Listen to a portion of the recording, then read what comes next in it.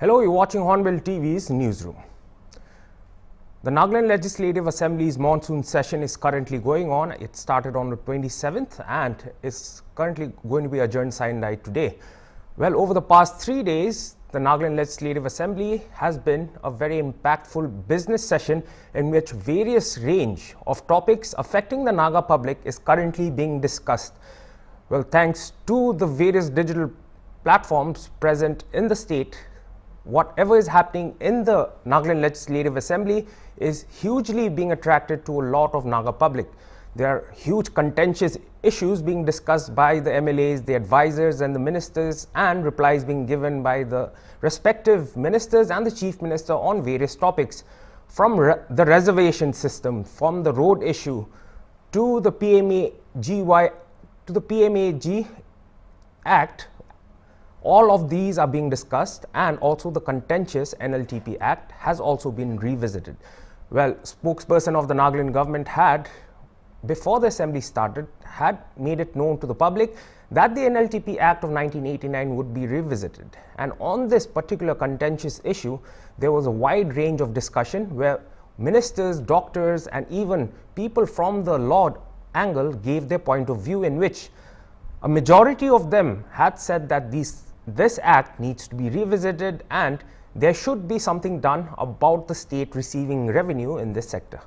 Well, now to talk about this contentious act and also the response that we received, or rather the NBCC and the church organizations gave over the government's willingness to actually revisit the NLTP Act, is out in the open. And now to discuss more on this particular issue and what was spoken in the Nagaland Legislative Assembly, we've got with us our associate editor Alngoli, and we'll be speaking to him more as to how the discussions went, what could be the ramifications of the discussions that took place over the past few days, and whether this is a way forward in which Nagaland can also benefit, or rather protect itself from this act. Well, thank you so much. Good morning, sir, for joining me on this newsroom.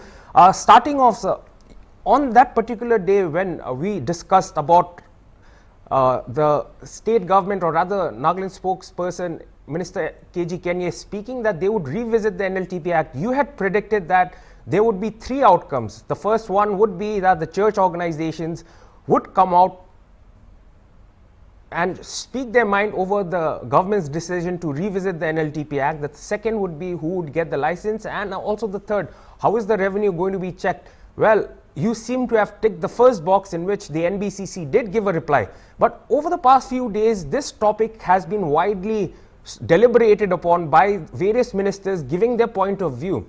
So how would you take this discussions, and also the fact that nowadays with the presence of digital platforms, the sessions and whatever is happening in the Nagaland Legislative Assembly is out for all to see, and for all the public to actually get in on what the MLAs and the advisors are discussing in.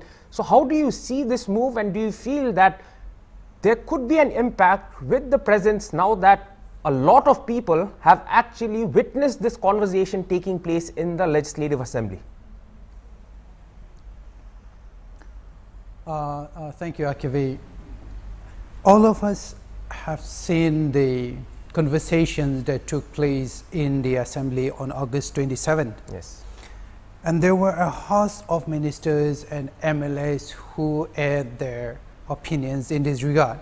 Now, I was going through the comments that they were making in the Assembly, and one thing struck me. If you would go through all their opinions, and if you will just give it a listen, you will notice that almost all of them, except, if I'm not mistaken, I think it was Mr. KG Kenye and Mr. Achimimo Kikon, who talked about the liquor prohibition in Nagaland in terms of its support systems and revenue that might be part of the process in case the state lifts the act. Other than that, everyone was talking about only one thing, Akivi, and you may have noticed this too. They were talking only about the health, Yes. health impact, health issues, diseases, the medical concerns concerning the NLTP Act. So when I was going through these comments, I was thinking, I think it is a legislative imperative that we need to be the legislative imperative that we need to be addressing is whether we should be lifting it or not. Yes. And that argument can be made, that discussion can be made only on the premise of the support systems we have, fiscal management policy mechanisms that we have, auditing, revenue, enforcement, implementation. And I am not saying health is not important, because I believe that all of us are quite aware that liquor is something that is deeply connected to the health, the physical health of the people, but also the spiritual health of the community and the society. So it is important. But you are talking about something that directly concerns with the actions of the state, okay? Yes. But everyone was talking about the diseases, illnesses, but so far nobody has actually spoken anything about alternative to all the problems that not having the act is giving us.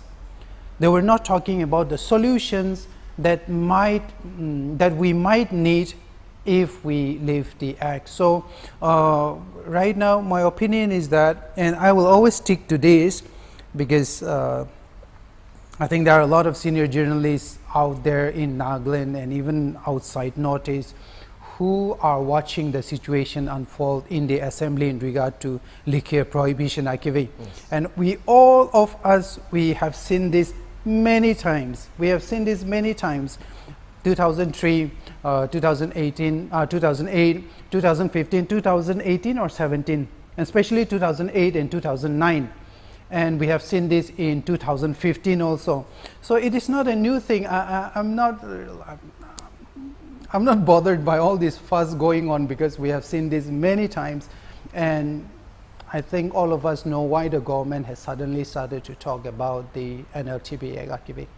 All right, so I'm glad you pointed out about the unique features of the discussions on the NLTP Act. Well, I think I do agree with you with the fact that a lot of the ministers, the MLAs, the advisors spoke their mind, but a lot of them, majority of them actually spoke about the health, health impact and the dangers of spurious liquor.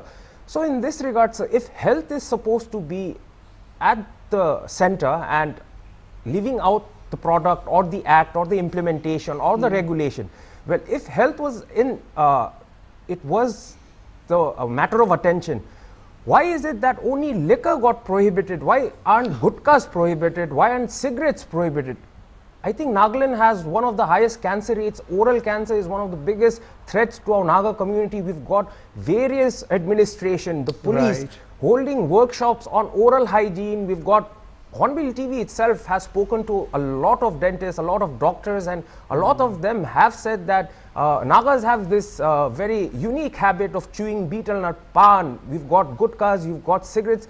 Why is only liquor attributed to health and not those items which are easily available in wholesale rate, that too? Every year there is a sin tax, the excise tax increases for products such as cigarettes, tobacco products. Why is there no concerted efforts even by the CSOs? They seem to be so concerned only for liquor, but not for other products such as cigarettes or bidis or gutkas. Why is that not a matter of contention, but why is only liquor a matter of contention, sir? Very good question, actually. I was not expecting that. Because, actually, it's easier to talk about the symptoms than acting to treat the disease. Nobody is talking about what next after we leave the Liquor Prohibition Act, actually. Yes. Nobody is talking about the infrastructural demands that is going to be part of the Nagaland that welcomes liquor. Nobody is talking about the medical support systems. Nobody is going to talk about the enforcement, the pressure on the enforcement mechanism. Nobody is talking about the legislative imperatives that will go into a proper policy that says that liquor sale or import or export is allowed in Nagaland. So it's easier to talk about something simpler like health. You're not talking about who is going to get the licensing rights. Is it going to be the big shots or the middle income class? So if we're going to implement the licensing for liquor, then who is going to be in charge of the enforcement and implementation, because the state force in Nagaland is already under pressure, and I believe that the media observers across the nations they have already pointed out the pressure that will come in case Nagaland leaves the NLTP Act. So first thing, to be very fair, the reason why the government cannot act on its own just like that unilaterally is because if we go back to the genesis of the NLTP Act way back 1989, this act was not just a legislation that came from the heart of the government.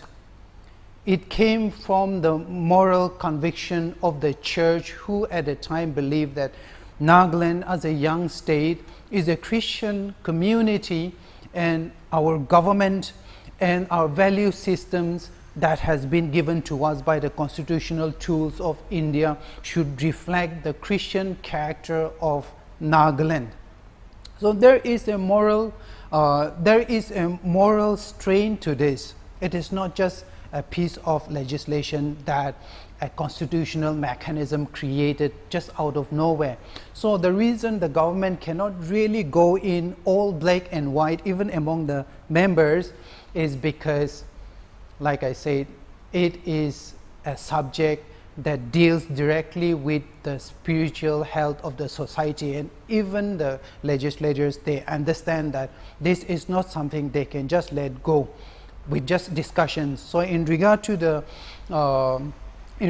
your pointing out many substances in our community, in our society today that are competitive to liquor, cigarettes, pan, gutkha, yes, there is so much hypocrisy in the state government in this context.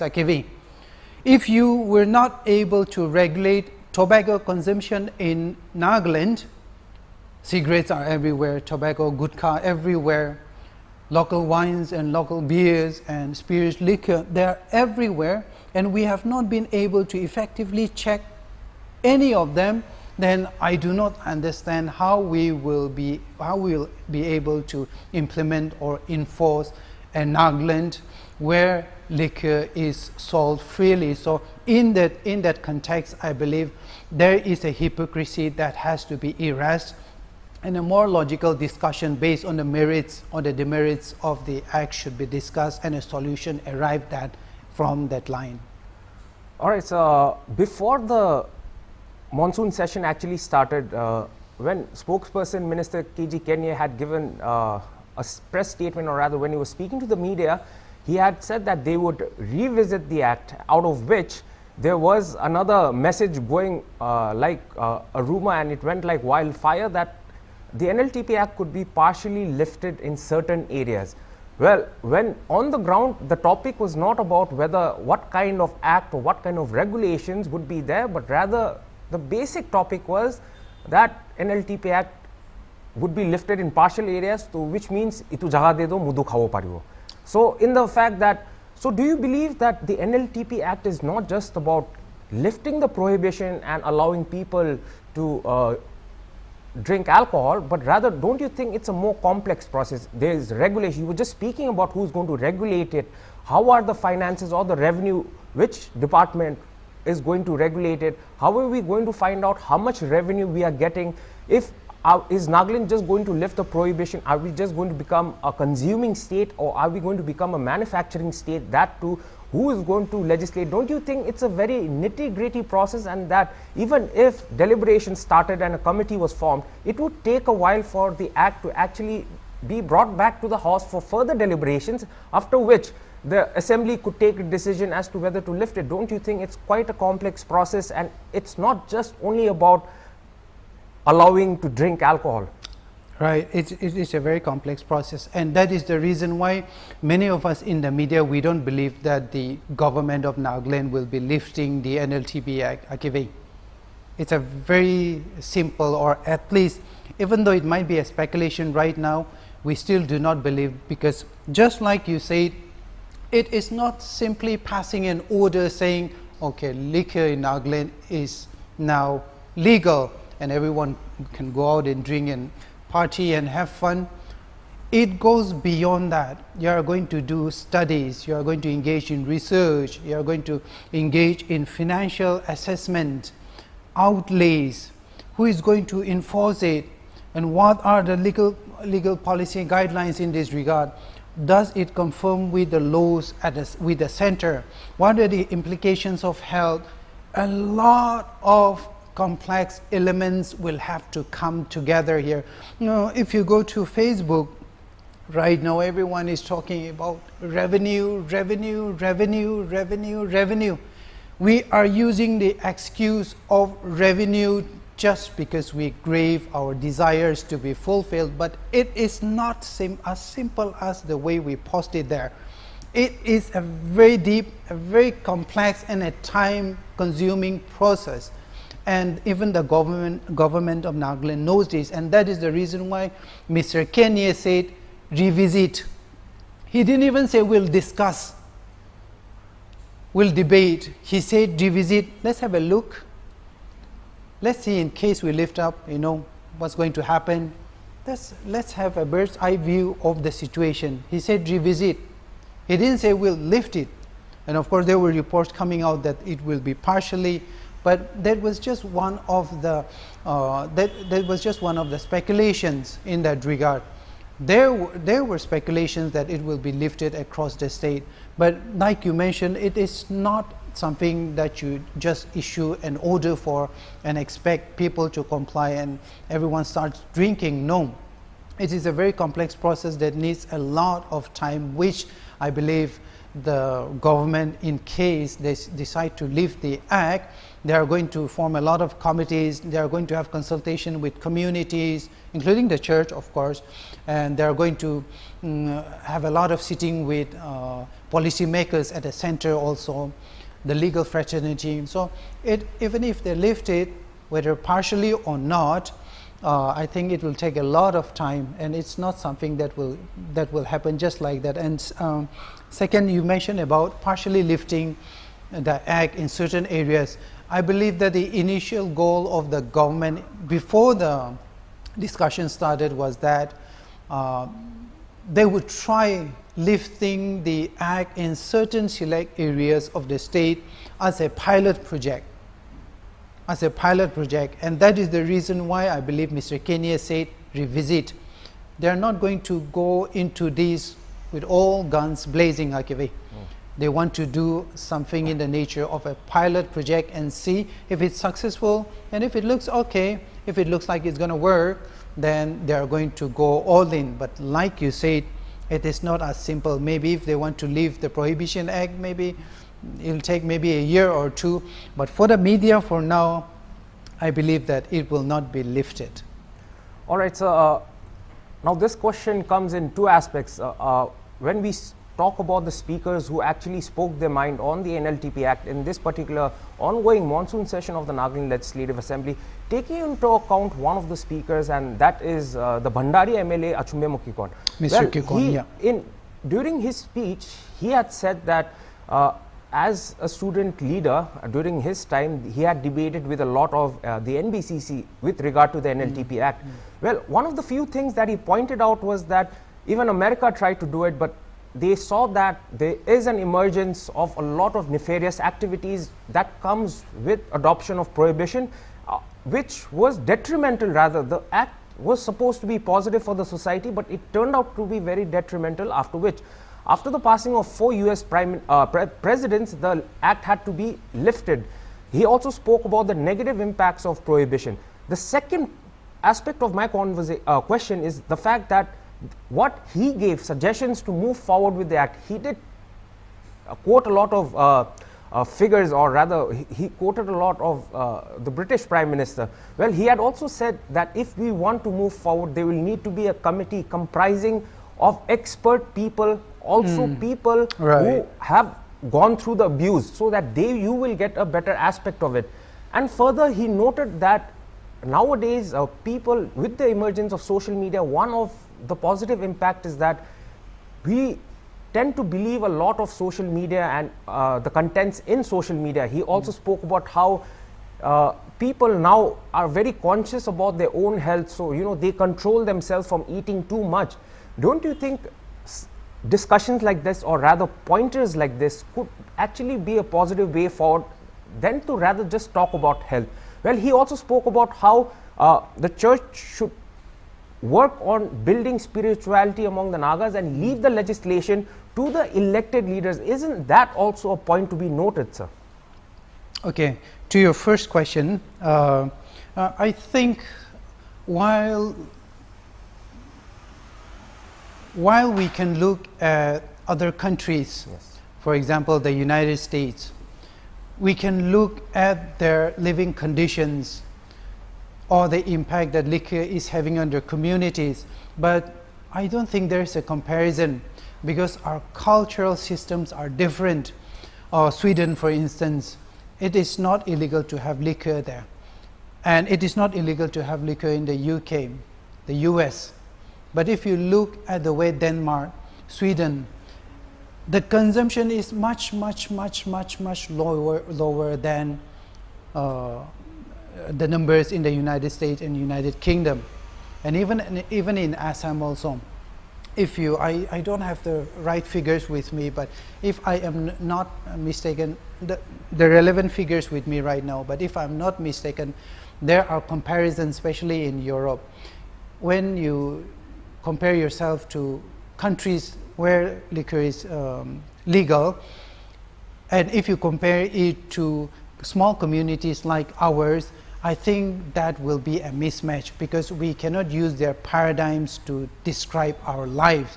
So it might be that if we leave the act from Nagaland, we might start drinking a lot more than the Americans or the Canadians, or our consumption might be a lot lower than maybe even Sweden or Denmark.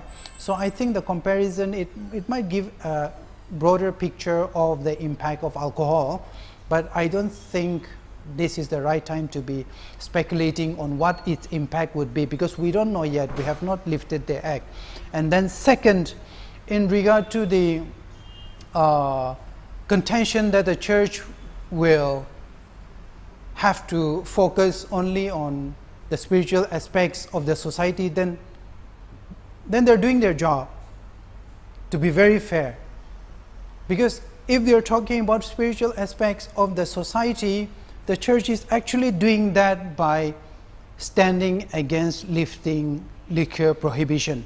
And I tell you, and I always say this, people who say that God should not be in politics are people who have never read the Bible. The Bible is full of laws, conduct, behavioral conduct. It is full of governments and kings and administrations and governors, value systems, legal systems, justice, taking care of the poor and the downtrodden, taking care of even foreigners.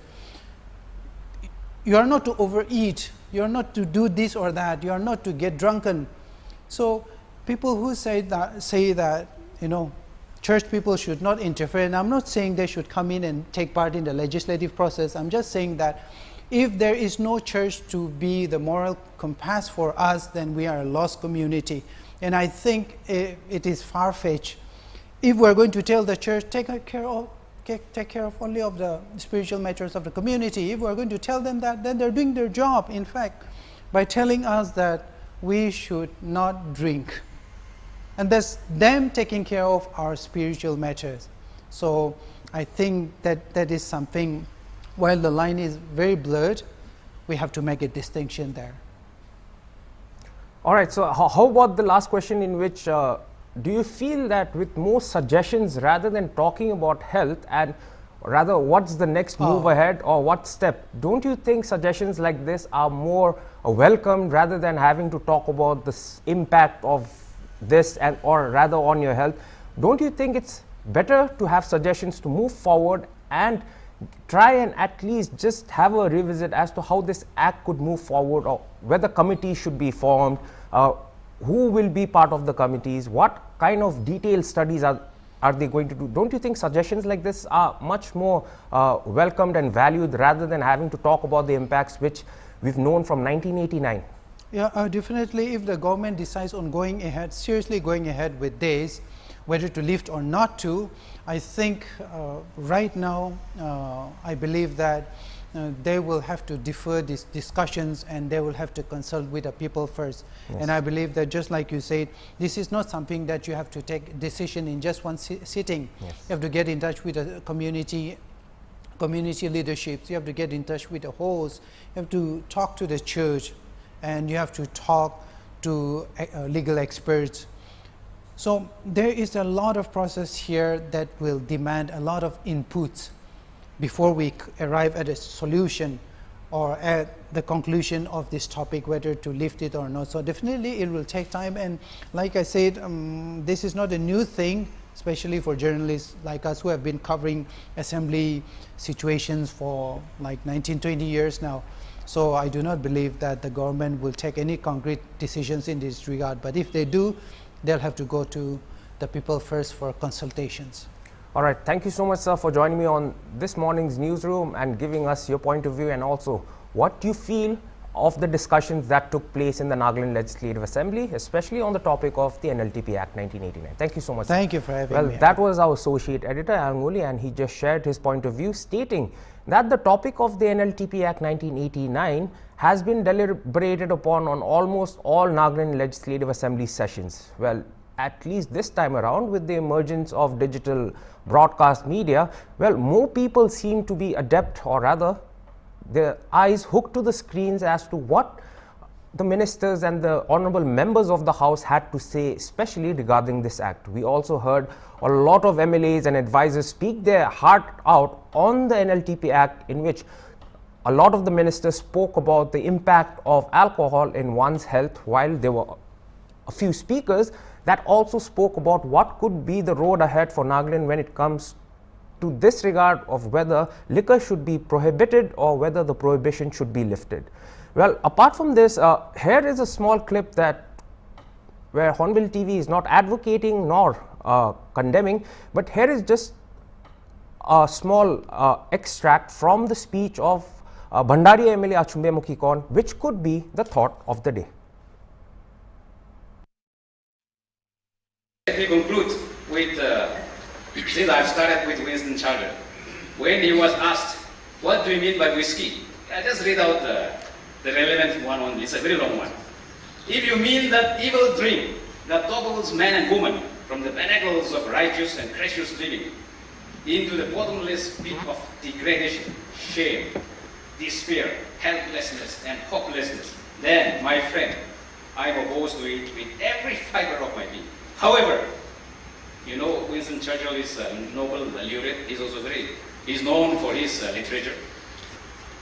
However, if by whiskey you mean that the dream that enables man to magnify his joy and to forget life's great tragedies and heartbreaks and sorrow, if you mean that dream, the sale of which pours into our treasuries untold millions of pounds each year, that provides tender care for our little crippled children, our blind, our deaf, our dumb, our pitiful aged and infirm, to build the finest highways, hospitals, universities, and community colleges in this nation.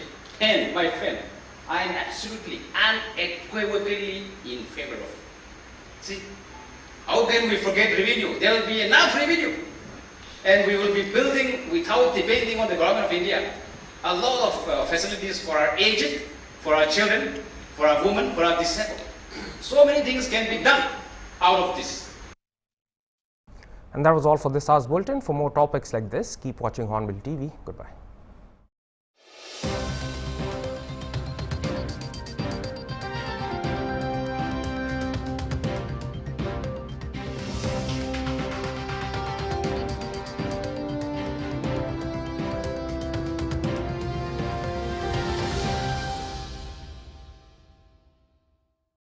Cultural sustainability is an important issue that often